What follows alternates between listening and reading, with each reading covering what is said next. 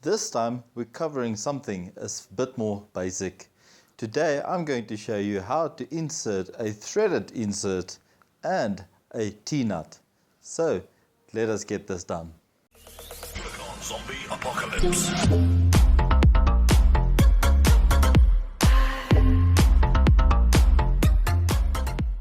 Edges or a couple of them bent up like this, which will be able to bite into the wood.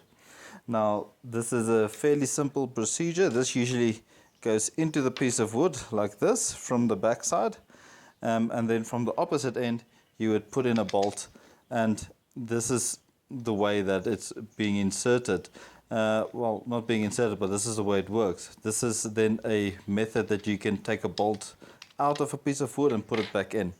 Now what a lot of people usually like to do is take this T-nut, normally put it in the back, and then take a piece of a hammer basically, and then jam it in there.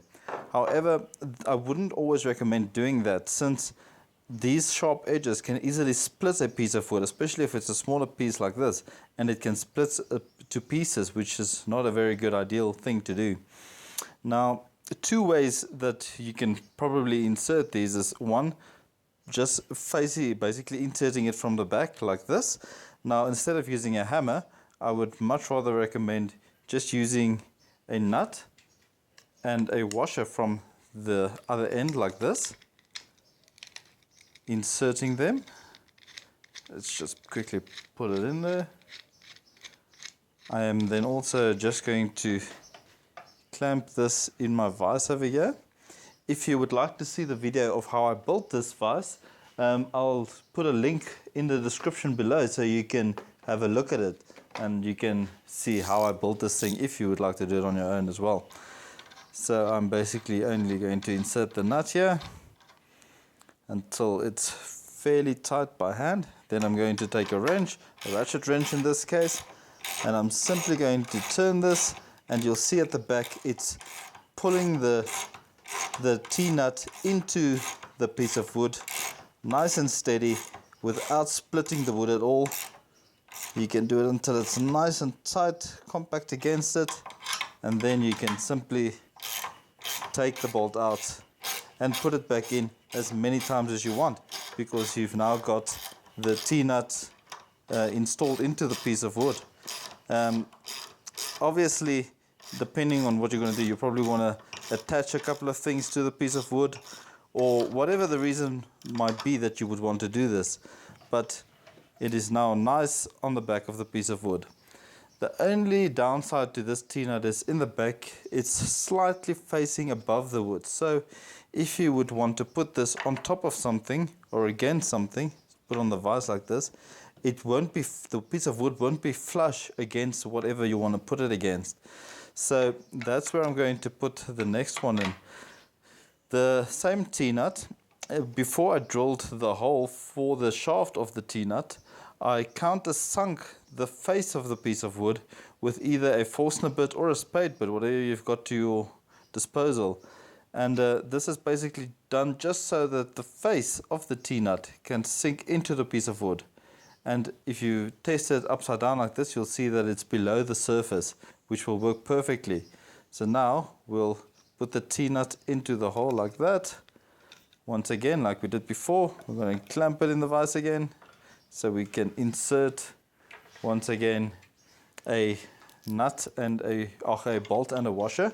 We're going to turn this into the T-nut quickly, and then same procedure as before. We're just going to use a wrench and pull it in. But let's see what it looks like now that it's got a sunk hole for the face of the T-nut. Let's quickly pull this in. You can see once again, nice and slowly and steadily pulling the T-nut into the piece of wood without splintering it at all. And once it's against the face or fully tightened, you can loosen the nut, take it out again. And this time you can see that the face of the T-nut, if you can look at it like that, is below the surface of the wood. And this is flush perfectly against, if you want to put this wood on top of something and you do not want any holes or anything of the sort, or not holes basically, if you don't want any gap between the surfaces, then this is perfect. So let's just take these nuts out quickly before we go on to the next piece of insert. I think this bolt was a bit dirty. I have to remove it with a wrench. Should have cleaned it a bit before I put it in. Oh, there we go. Just one or two dirty threads there. Now the next piece of insert, or the next insert type that I'm going to use, this is taking a bit longer. There we go. Just put this bolt one side so we don't use a dirty bolt again. Now the next insert is basically a threaded insert. Now what this is it's a nut with normal bolt thread on the inside, and on the outside it's got like a tapered thread, like a self-tapping screw basically. So how this works is you put it on top, you'd first drill a hole for the shaft to the appropriate size, whatever size of this you need, and then you put this in there. Let's just quickly clamp this into the vise. Let's do it this side up again.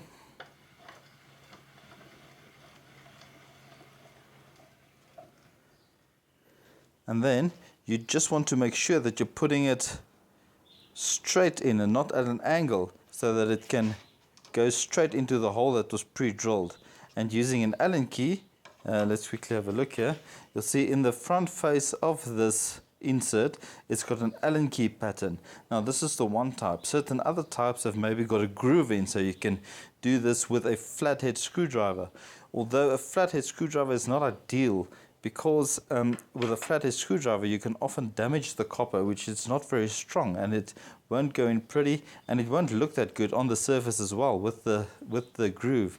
So often the one that's got a groove in, you would want to put in upside down with the groove to the bottom and the flat surface at the top.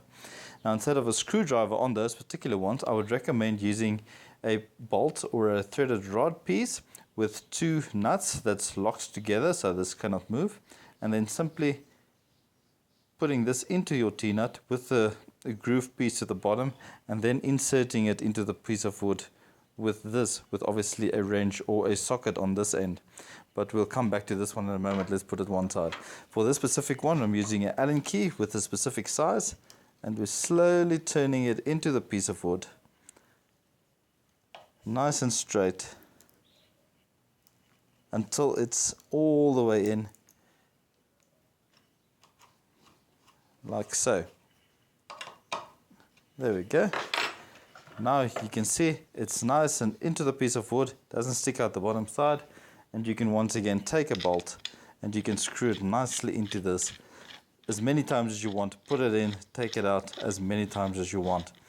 Now if it's a harder piece of wood and you don't have, for instance, a Allen key like this, you can also use a different method of inserting this, like I've showed you before, with the threaded rod or bolt with the two knock nuts, and you can turn it into this.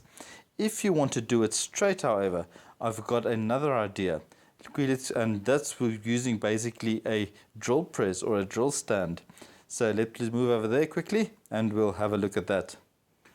Alright, so then this method, I've basically got the piece of bolt with the two nuts and the rev nut inserted into the chuck of the drill press, and I've clamped the piece of wood onto the plate below this. So basically I'm going to lower without turning. You're not going to turn on the power of the drill press at all. You're going to lower the chuck into place and then by hand turn the chuck, screwing the threaded insert into the piece of wood, just like you would like it to go in, all the way in until it's nice and tight into the piece of wood.